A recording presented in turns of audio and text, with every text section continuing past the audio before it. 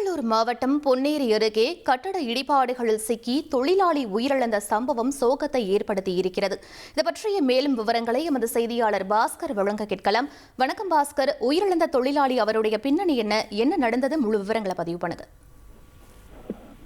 திருவள்ளூர் மாவட்டம் பொன்னேரி அடுத்த சயனோரம் கிராமத்தில் தனிநபர் ஒருவருக்கு சொந்தமான இடத்தில் புதிய வீடு கட்டுவதற்காக பழைய வீட்டை இடிக்கும் பணிகள் நடைபெற்று வந்தன.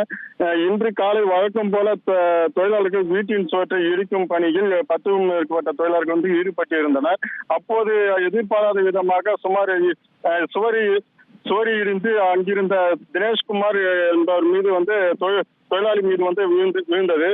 இடுபாறைக்குள் சிக்கிய தொழிலாளியை அக்கம் பக்கத்தினர் உதவியுடன் மீட்டு பொன்னேரி அரசு மருத்துவமனைக்கு கொண்டு சென்றனர். அங்கு பரிசோதனை நடத்திய மருத்துவர்கள் வரும் வழியிலே இறந்து விட்டதாக தெரிவித்தனர். இதனை அடுத்து இறந்த தொழிலாளியின் சடலம் பிரேத பரிசோதனைக்காக சாகுடனுக்கு அனுப்பி வைக்கப்பட்டது. இந்த சம்பவம் குறித்து பொன்னேரி போலீசார் வழக்கு பதிவு செய்து விசாரணை மேற்கொண்டு வருகின்றனர்.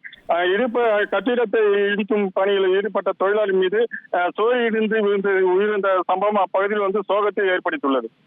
ட்ரெண்ட ஃப்ரெண்ட் ஆக்கிக்கோங்க. தந்தி டிவியின் சப்ஸ்கிரைபர்ஸ் அண்ட் ஃபாலோவர்ஸ் குடும்பத்துல நீங்களும் இணையுங்க.